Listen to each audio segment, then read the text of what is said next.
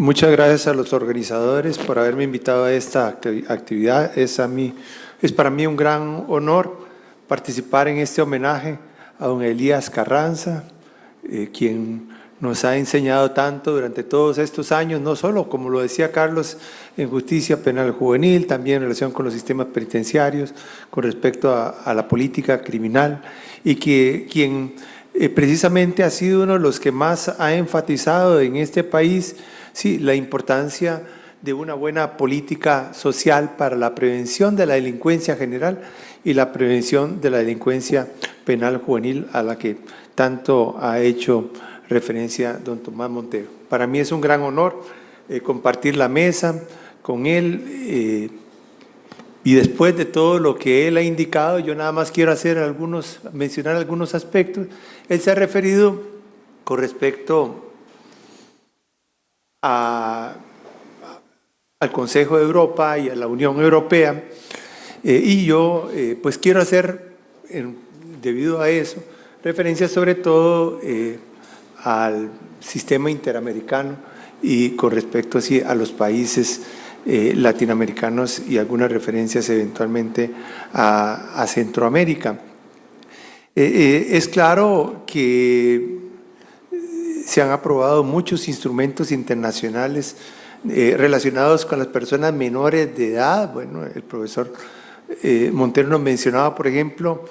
aquella Declaración de Derechos del Niño que mencionaba para los niños lo mejor, de 1924, como consecuencia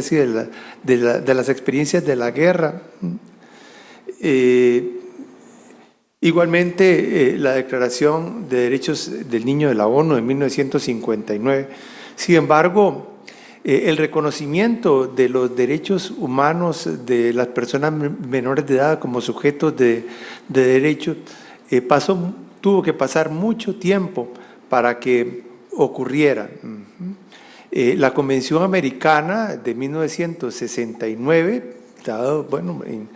aprobada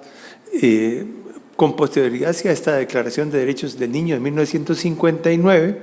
mencionaba una serie de derechos que decían que era de toda persona. Por ejemplo, en el artículo 8.2 menciona toda persona inculpada de delito. El artículo 7 mencionaba toda persona detenida. Y había también referencias a la justicia juvenil. En el artículo 5, inciso 5, decía: cuando los menores puedan ser procesados, deben ser separados de los adultos y llevados ante tribunales especializados, con la mayor celeridad posible para su tratamiento. Digamos, el principio de justicia especializada. Sin embargo, cuando se mencionaba toda persona inculpada de delito o toda persona detenida, se excluía a las personas menores de edad con la afirmación de que se trataba de protegerlos bajo lo que se llamaba la doctrina de la situación irregular. En relación con el reconocimiento de derechos a las personas menores de edad, un antecedente importante fue el caso Gault en Estados Unidos de 1967, en donde se hizo referencia a la importancia del respeto de los derechos. En el ámbito del ILANUD es muy importante la investigación que hizo en su momento don Enrique Bacigalupo, creo que más o menos en el año 1985, en que hizo un análisis de las diversas legislaciones de menores latinoamericanas y el quebranto, a la normativa internacional de los derechos humanos. También en uno de estos libros de don Elías, junto con doña Rita publicó también un artículo muy importante, creo que con don Elías, creo que fue un artículo en coautoría, que hacía referencia a ese desconocimiento de los derechos a las personas menores de edad que se les reconocía a todas las otras personas ante la justicia juvenil. Y también hay que mencionar el artículo que Carlos escribió junto con Frida Dunkel en el año 1989, publicado en una de las principales revistas alemanas, y en donde hacía un repaso precisamente y una crítica a ese desconocimiento de derechos en la justicia juvenil. Bueno, vino la Convención de Derechos del Niño del 89, anticipada por la regla mínima para la justicia de menores del 85, bueno, y otros instrumentos que la complementan. Y por supuesto, hoy día también contamos con una gran cantidad de observaciones del Comité de Derechos del Niño. El profesor Montero nos mencionaba así la importancia, sobre todo en relación con la justicia juvenil, de la observación número 10. Tenemos una serie de principios propios de este nuevo paradigma, ¿sí? El derecho penal juvenil, hoy día reconocemos que es un derecho penal, pero con caracteres propios, derivados del principio educativo. Se tienen los derechos garantizados por el derecho internacional para todos los seres humanos en la justicia penal, más derechos adicionales consecuencia del principio educativo. Estos aspectos han sido enfatizados en diversas resoluciones de la Corte Interamericana. Se tiene el carácter de derecho de sujetos y de derechos y obligaciones, lo que se deriva del artículo 12 de la Convención de Derechos del Niño. Un principio muy importante es que el interés superior del niño no debe funcionar como un caballo troyano en el Estado de Derecho como funcionaba en la anterior concepción, digamos el nombre de una investigación que en su momento se realizó en Alemania.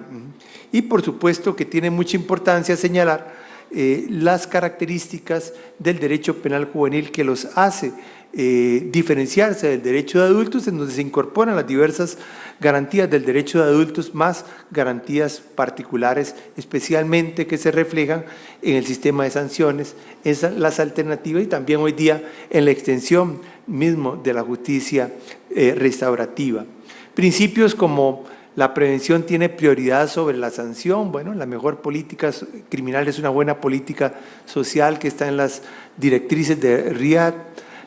La sanción debe ser la última ratio, la prioridad la debe tener la de judicialización, lleva la aplicación de criterios de oportunidad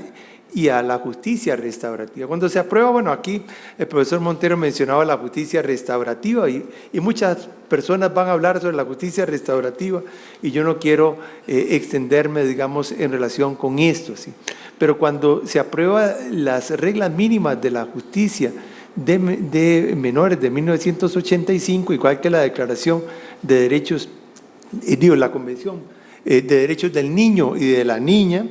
en 1989 no encontramos ni una sola palabra que nos mencione justicia restaurativa. Es producto de los desarrollos posteriores que se van dando, bueno, y encontramos, por ejemplo, referencias en esa observación número 10. Yo estoy seguro que si hoy fuera aprobada la Convención de Derechos del Niño y estas reglas mínimas, harían referencia expresa a la justicia restaurativa, que es una de las tendencias que se han dado en relación con toda esta temática de la desjudicialización tan desarrollada en diversas investigaciones por don Carlos Tiffer.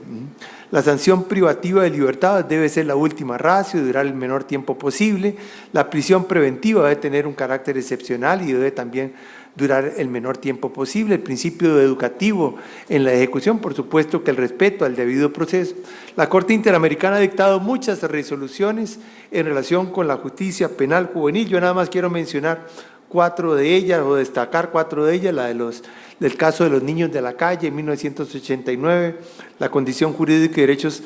humanos del niño, la opinión consultiva OC 17 de 2002, de la Corte Interamericana, el caso del Instituto de Reeducación del Menor de 2004 y el caso Mendoza y otros en contra de Argentina de 2013. La resolución que marca un gran cambio en relación con la Corte Interamericana es el caso de los niños de la calle, ya que a través de esta resolución se llega a lo que llama la Corte Interamericana una interpretación evolutiva y llega a incorporar todo ese corpus iuris desarrollado dentro del derecho internacional de los derechos humanos, la Convención de Derechos del Niño y los instrumentos que la complementan, se llegan a incorporar en el artículo 19 de la Convención Americana de Derechos Humanos a partir de una interpretación de la Corte Interamericana de Derechos Humanos, dotando de contenido este artículo 19, y se habla de una interpretación evolutiva en el sentido, es claro que cuando se aprueba la Convención Americana de Derechos Humanos imperaba una concepción irregular como dominante en relación con la justicia juvenil. Sin embargo, los cambios que se van dando a través del tiempo posterior y que llevan a la aprobación de la Convención de Derechos del Niño, llevan a la superación de esta concepción de la doctrina tutelar y a dotar de un nuevo contenido, digamos, a la protección de los jóvenes en general y en relación con la justicia juvenil. De ahí esta interpretación evolutiva de la Corte Interamericana de Derechos Humanos. Y también esta resolución tiene mucha importancia en relación con uno de los aspectos desarrollados por el doctor Montero, que es la necesidad de una buena política social, la necesidad de una política de prevención de la delincuencia juvenil, a lo que se hace referencia en esta resolución expresamente y en muchas otras resoluciones que han retomado lo indicado en esta, por ejemplo, el caso de Sabellón, García y otros. Y es claro que una buena política social es consecuencia del principio de dignidad de la persona humana, y en ese sentido debe entenderse la expresión protección integral de los menores de edad. Se trata de una garantía de una concepción de concesión de derechos a las personas menores de edad, y que el que tengan condiciones educativas y sociales permite el pleno desarrollo de su personalidad. En forma adicional, una buena política social garantía de la educación, garantía, por ejemplo, la educación, alimentación, salud, vivienda, esparcimiento, digamos como un aspecto secundario que no es el fundamental que debemos tener en cuenta, opera como prevención de la delincuencia juvenil. Digo que no debe operar porque al final de cuentas la garantía de todos estos derechos es consecuencia del principio de la dignidad de la persona humana. Bueno, vimos toda la importancia en la exposición del doctor Montero en relación con esta política de prevención de la delincuencia juvenil. Sí, la Corte Interamericana, por supuesto, ha rechazado la doctrina de la citación irregular, no solo en la opinión consultiva, por ejemplo, sino en el caso Mendoza. Ha señalado una serie de aspectos. Además de este rechazo a la doctrina de la citación irregular, ha reconocido el carácter de sujeto de derechos de los niños y adolescentes, ha enfatizado, como lo indiqué, esa exigencia de una adecuada política social para la garantía de sus derechos, ha hecho referencia a la importancia del principio de especialización de la justicia juvenil, a la necesidad del respeto del debido proceso en la justicia penal juvenil, ha resaltado la necesidad del respeto del principio de legalidad, por ejemplo, en las críticas a la legislación antimaras centroamericana. Ha establecido la prohibición de las racias y las detenciones masivas, entre otros aspectos también con respecto a la problemática que ha ocurrido en diversos países centroamericanos. Por ejemplo, sí, en el caso Pacheco, Teruel, ha indicado el carácter de última ratio, la sanción privativa de libertad y la prisión preventiva deben ser excepcionales y durar el menor tiempo posible, la importancia del principio educativo,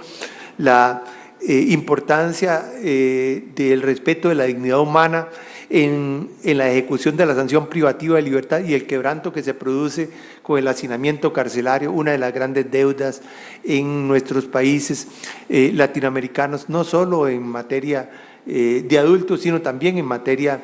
penal juvenil, y ha hecho referencia a la importancia de las soluciones alternativas y a la aplicación de las mismas en el marco del respeto de los derechos. El derecho penal juvenil, vemos que ha influenciado el derecho penal de adultos en una serie de temas, por ejemplo, la desjudicialización, el tema de la misma justicia restaurativa que proviene de la justicia juvenil ha terminado también influenciando, aunque con una mucho menor amplitud en el derecho de adultos, y la importancia también en todo el tema de la búsqueda de alternativas a la sanción privativa de libertad. Hoy día uno de los grandes problemas que tenemos en nuestro ámbito también, en el mismo España, es la temática de los reclamos mediáticos, el derecho penal de adultos, desgraciadamente, en alguna medida influencia en el endurecimiento del derecho penal juvenil, los reclamos del realismo de derecha y del populismo punitivo es a crímenes de adultos, penas de adultos, y el peligro es que el derecho penal juvenil deje de influenciar el derecho de adultos y sea en que su cara más represiva el que influya y se coma el derecho penal juvenil. En el ámbito americano es muy importante el informe sobre la justicia juvenil de la Comisión Interamericana de 2011, en que señaló una serie de conclusiones. Mencionó precisamente uno de los problemas en relación con eso que estaba indicando. En algunos países se responsabiliza a una edad muy corta, por ejemplo 7 años, con claro quebranto de la Convención de Derechos del Niño. En algunos países se aplica la legislación de adultos a menores de edad, por ejemplo de 16 años, también esa misma problemática y también contraria a la Convención de Derechos del Niño. Ha existido, hay que decir, una serie de avances normativos a nivel latinoamericano, pero hay un distanciamiento grande, se indica en este informe, entre la normativa y la práctica. Hay detenciones masivas, selectivas por la policía a personas pobres por su aspecto, porque se les atribuye pertenecer a una pandilla, por estar en determinados lugares, por estar en situación de riesgo o abandono. La prisión y la prisión preventiva siguen siendo en muchos lados en Latinoamérica la regla. Las condiciones de la privación de libertad son inadecuadas, se señalaba. Muchos niños son criminalizados sin haber infringido la ley penal y luego de habérseles negado sus derechos económicos, sociales. Por ejemplo, niños que están en situación irregular y fuera del control parental. Se señala también problemas, además de la privación de libertad sin debido proceso, a quienes tienen edad suficiente para responder conforme a la justicia juvenil. Se señala además que el principio de especialización fuera de las ciudades principales es poca o inexistente. Se tiende a no respetar el debido proceso y el interés superior del niño. Importante en relación con Centroamérica, aunque no se refiere solamente o se trata de una resolución con respecto a adultos, pero que también hace referencia a aspectos de la justicia juvenil, es el caso Pacheco, Teruel y otros versus Honduras, que hizo mención, en donde criticó precisamente la legislación antimaras como contraria al principio de legalidad que se aprobó en Honduras y también en El Salvador en su momento, y todos los problemas de hacinamiento carcelario que se provocaron y existen como consecuencia de eso, todo el problema también de las racias, las malas condiciones en el centro, se hizo mención, y el problema de la producción de incendios como consecuencia de una sobrecarga de aparatos eléctricos, lo que ha sucedido también en otros países latinoamericanos en relación con la justicia juvenil, de acuerdo con diversos informes que se han presentado, por ejemplo, con respecto a Panamá. Como conclusiones tengo que indicar, el derecho penal juvenil es un derecho penal con caracteres particulares, consecuencia del principio educativo, rige el principio de garantías penales y procesales del derecho de adultos, más garantías adicionales como consecuencia del principio educativo. El derecho penal juvenil va más allá que el derecho penal de adultos con respecto a las ideas del derecho penal mínimo, y eso se expresa, por ejemplo, en relación con las ideas de justicia restaurativa. Se ha llegado en gran parte de los países latinoamericanos a una legislación penal juvenil tratando de adecuarla a la Convención de Derechos del Niño, pero en la práctica siguen existiendo grandes problemas, por ejemplo, en relación con las restricciones a la desjudicialización, a la extensión de la prisión preventiva y la sanción privativa de libertad, y no faltan países que tienen todavía un sistema de situación irregular o que en la práctica es conforme a esta, o bien que se llegan a aplicar el derecho penal de adultos a personas menores de edad en contra de la Convención de Derechos del Niño. El derecho penal juvenil debe ser un derecho de mínima intervención y garantista. La práctica, sin embargo, en nuestros países está muy lejos de ello. Muchas gracias.